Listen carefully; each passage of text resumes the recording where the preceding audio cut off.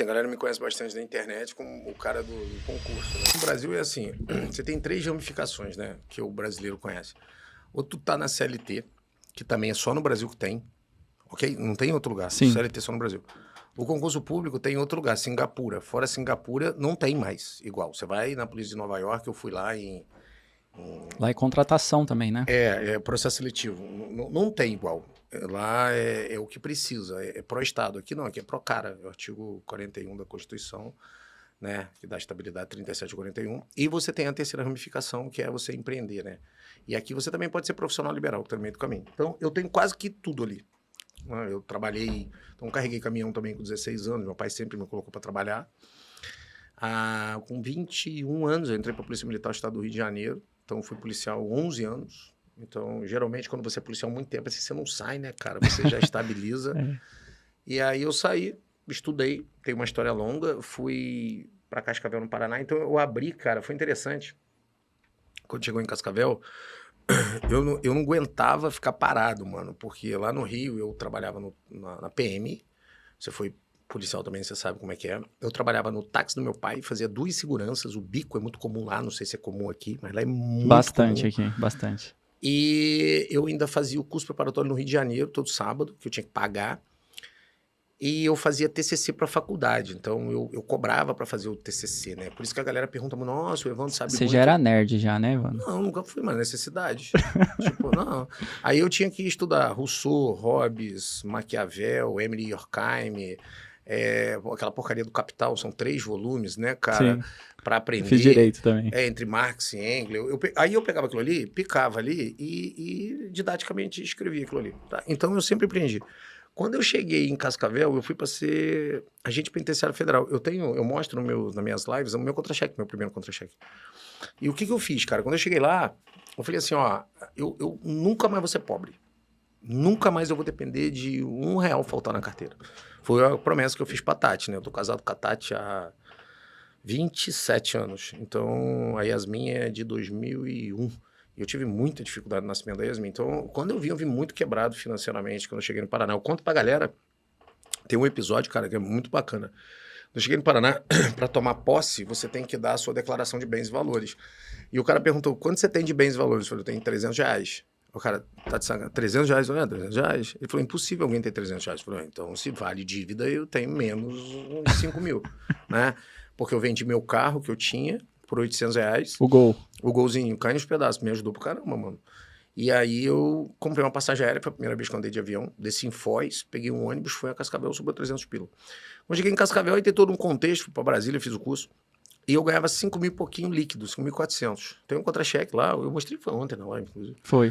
E aí eu fiz um mapa pra ganhar, pra gastar 3 mil lá em Cascavel, que na época, mano, a gente tá falando de 2006, então era muita grana, tá louco? Então me sobrava uns 2.400. Aí o que eu fiz? Eu falei, cara, eu comecei a juntar dinheiro. Olha que interessante. Hoje, vocês na internet ouvem muito falar do Barsi, né? Sim. Mas eu conheço o velho Barsi quando ninguém conhecia. Tipo, o cara fazia uns cursos doidos, a gente ia nos cursos dele. Alguém me indicou, não tinha nem dinheiro pra vir pra São Paulo, gastei ainda dinheiro que não tinha. E aí eu ouvia, a primeira vez que eu ouvi a frase, cara, compre ação preferencial de empresas sólidas que geram dividendos, olhando o equity da companhia, endividamento dela, e nunca venda independente do preço. O que vale é a quantidade de ação, não o valor da ação, porque ela cai e sobe, e a quantidade. Aí eu comecei a gostar desse negócio. Isso lá em 2006. Aí quando começou 2007, até o avião da TAM que bateu aqui em São Paulo, você lembra? Lembro. Então, eu tava indo pra missão no Espírito Santo, eu ganhava diária. E na hora que passou direto, eu tava no aeroporto e eu tava no site do Banco do Brasil comprando ação da Petrobras e da Vale. Com dinheiro que eu tinha recebido da missão, né? Que eu não gastava nada, assim, eu só gastava aquele pequeno núcleo ali e guardava o resto.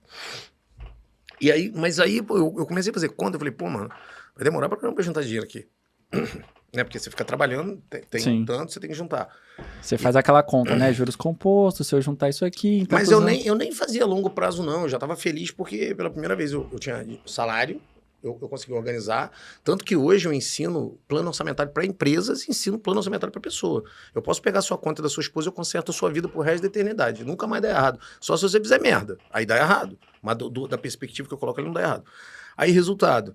Eu olhei pra Tati e falei, pô, Tati, eu não aguento ficar à toa não, mano. Porque eu vou trabalhar um dia, vou folgar 3, eu vou fazer o quê 3? Vou ficar louco 3 dias aqui. Aí tinha uma rua lá em Cascavel, mano, que era engraçado, parece sacanagem, o nome da rua é Tancredo. Quer ver que os meninos vão rir, mas é sério. O que tinha na rua, você lembra? E puta, lembra?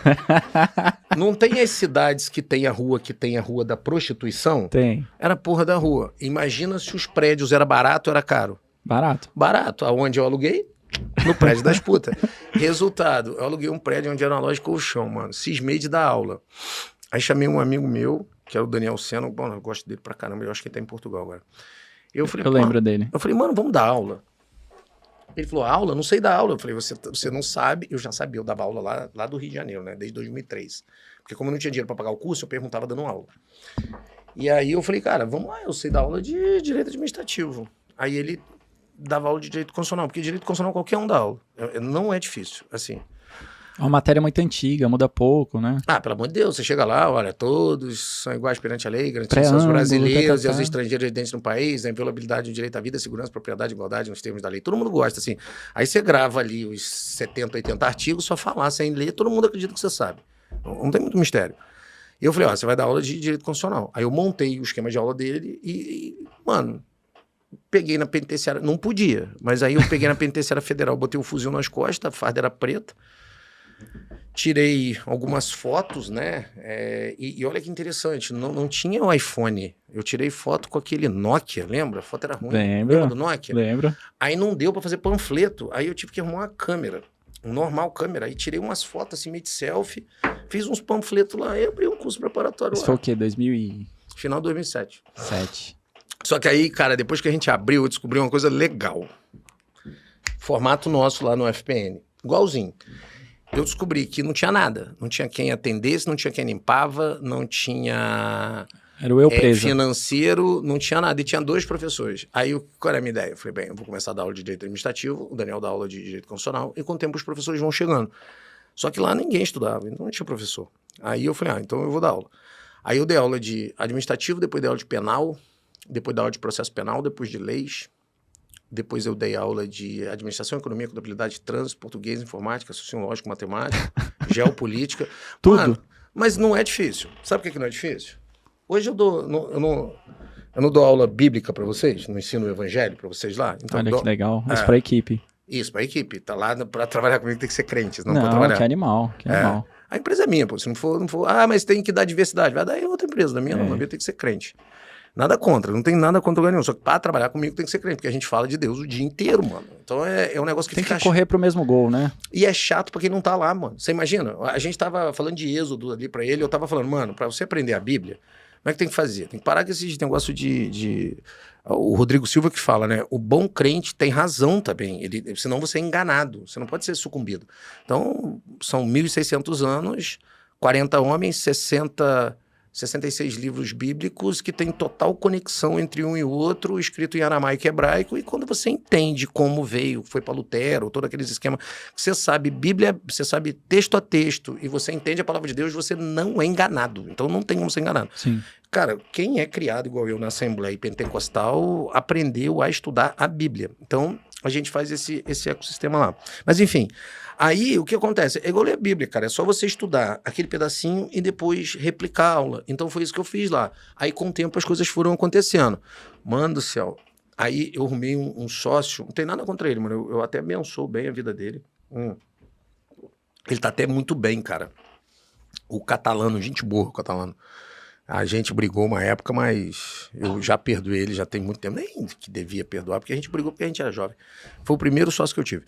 Ele era meio índio, assim, índio mesmo, sabe? Uhum. Aí deu errado e eu fiquei com as dívidas. E aí eu fui pro Colégio Alfa lá. Aí eu fui lá, conversei com o dono do Colégio Alfa.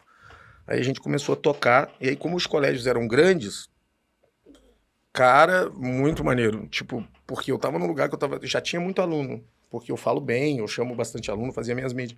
Mas quando a gente foi pro colégio de referência lá, mano, ficou maneiro pra caramba. Aí eu aprendi sobre empreendedorismo. O Alfa, então, já existia. Sim. E aí você se integrou ao Colégio Alfa na parte de concursos públicos. Sim, o Alfa existia há 40 anos. Aí eu entrei porque no contraturno sobrava sala. E eu tava explicando pros caras, eu falei, mano, isso aqui tem uma ponta de iceberg grande, isso aqui é um business grande. Você tá perdendo dinheiro, né? Tá perdendo dinheiro? Porque explicar o que acontece, assim, as pessoas, eles falam sobre os temas sem entender o tema. A gente tem 26 estados, o Distrito Federal e mais de 5.500 municípios. Beleza? Nós não somos uma federação igual aos Estados Unidos, não tem independência os estados, nós somos uma confederação muito louca e maluca. E complexa, É como se a União fosse um prefeitão. Tanto É. que os estados e municípios não se autossustentam, ela precisa do dinheiro da União. E tudo precisa de servidor público. Faz parte do show, tá? Aí eu explico para todo mundo o ecossistema de como funciona. E aí eles falaram, o business é bom. É bom. Aí a gente fez um primeiro concurso lá da Copel, da energia elétrica de lá. Nossa, entrou gente pra caramba. E depois teve um concurso de 2009 da Polícia Militar do Estado do Paraná. Mano, ali deu grana, mano, porque não tinha ninguém. A polícia desde sempre é um negócio que todo mundo gosta. Oceano Azul. Oceano Azul, ali nós ganhamos muita grana. Aí, cara, eu tenho uma mania de achar... O que eu acho? Se eu tô aqui com vocês, a gente tá em São Paulo. Eu sempre acho que a gente tá pra trás, porque existe o terceiro mundo, que é a África subsaariana, o segundo mundo, que a gente fala que é país em desenvolvimento, que somos nós, né? E os países de primeiro mundo. Então, tudo que acontece de bom acontece no primeiro mundo, que cai pro segundo, que cai pro terceiro depois de um tempo. Então, eu sempre fiquei de olho nos Estados Unidos. Eu falo pros meninos aqui que a gente tem que fazer... Eu faço muita viagem cultural na Califórnia. O que é isso? Você vai para São Francisco e sai andando lá nas startupzinhas lá, nos coworks, porra, participa dos meetups. Meetups são encontros de... Tipo uma rodada de negócio. Sim, né? eu vi o Vivino nascer lá, pô. A Wine nascer lá. Caramba. O aplicativo do Banco do Brasil. Na época não tinha aplicativo, tá? O aplicativo foi nascer em 2012, 13, que começou a nascer aqui. Não tinha essas coisas. E aí eu vi uma transmissão de Harvard, cara. Aí eu parei e falei, putz, mano, tá transmitindo pela internet. E a internet... É porque, como você... Tem quantos anos, bro? Muito novo, tem 21 anos, não vai lembrar nada do que eu tô falando, é geração... Putz, Isso foi o quê? 2005, né? Não, isso foi 2009. 9? Porra, quando você viu uma transmissão pela web... Ó, o YouTube começou em outubro de 2006. Ok? Chegou no Brasil em 2007. Ninguém tinha popularidade, nem youtubers existia ainda, não existia nada, assim. E eles estavam falando em transmissão ao vivo de Harvard. Eu falei, pô, de uma hora vai dar pra fazer essa merda dessa transmissão ao vivo. Aí o que eu fiz?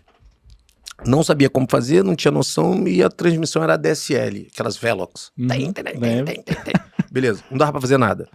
Aí eu falei, como eu não consigo fazer aqui, eu vou abrir pelo menos um estúdio e vou gravar.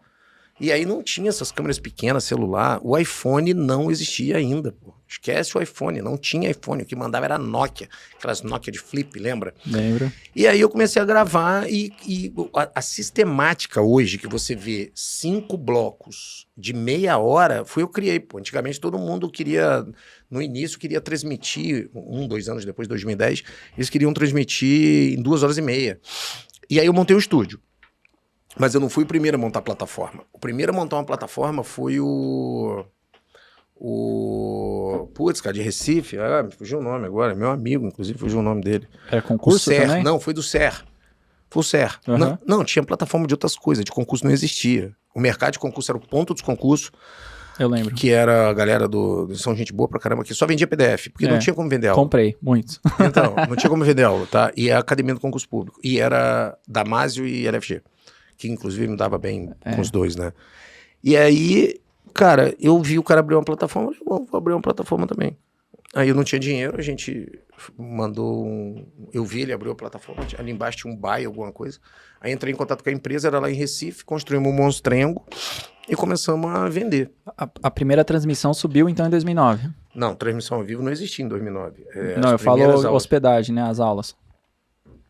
Janeiro de 2010.